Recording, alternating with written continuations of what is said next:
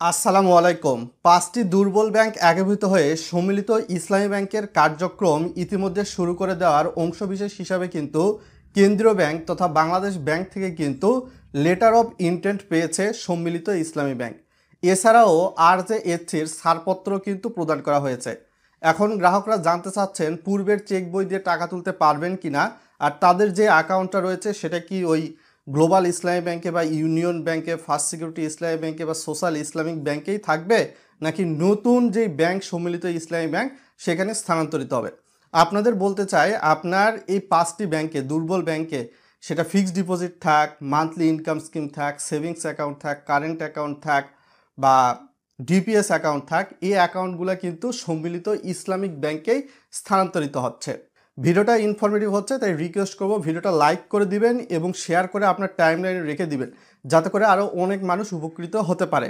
The business স্ট্যান্ডার্ডের source বলছে 2 লাখ টাকার নিচে আমানতকারী তাদের পুরো অর্থ তুলতে পারবেন, আর বড় অঙ্কের আমানতকারীরা কিন্তু ধাপে ধাপে সময়সূচির মাধ্যমে গ্যাজেট যখন প্রকাশ হবে সেই হিসাবে অর্থ তুলতে পারবেন।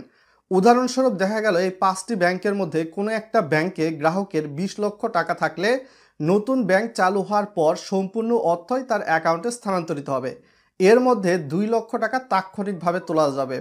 বাকি 18 লক্ষ টাকার ক্ষেত্রে সরকার গ্যাজেটের মাধ্যমে উত্তোলনের সময়সূচি নির্ধারণ করবে, অর্থাৎ বাকি অর্থ 1 থেকে 2 বছরের মধ্যে ধাপে ধাপে পরিশোধ করা হবে।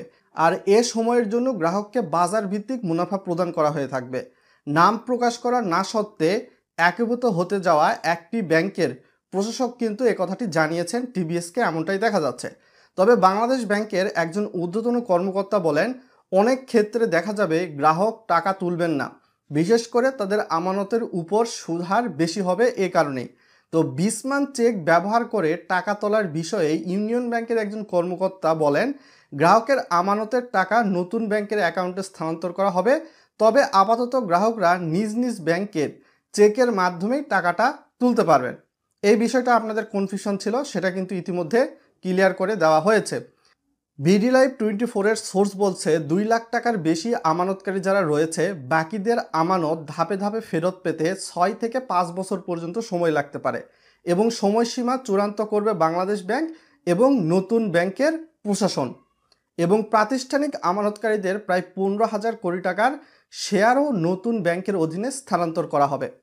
এবং এই ব্যাংকটা একদম চূড়ান্ত পর্যায়ে গিয়ে একীভূত হতে কিন্তু প্রায় 1 থেকে 2 বছরের মতো সময় লাগবে। প্রাথমিকভাবে একীভূত হয়ে যাবে নভেম্বরের মধ্যে 2025 সালে। এর পরবর্তীতে সম্পূর্ণ কার্যক্রম রয়েছে যেগুলো অপারেশনাল বেস, এগুলো কিন্তু সম্পূর্ণ হতে সময় লাগবে। তো সেই ক্ষেত্রে এখন যে ব্যাংকের গ্রাহক রয়েছেন, আপনার সেই ব্যাংকে যদি চেকবুক থাকে, ওই ব্যাংকের চেকবুক দিয়ে ওই ব্যাংক থেকেই টাকা উত্তোলন করতে পারবেন। আর ধাপে ধাপে গিয়ে চূড়ান্ত পর্যায়ে এই 5টা ব্যাংকের সাইনবোর্ড কিন্তু পরিবর্তিত হয়ে যাবে। নতুন সাইনবোর্ড আসবে সম্মিলিত ইসলামী ব্যাংক হিসাবে, এবং এটা শতভাগ রাষ্ট্রায়ত্ত ইসলামী ব্যাংক হচ্ছে।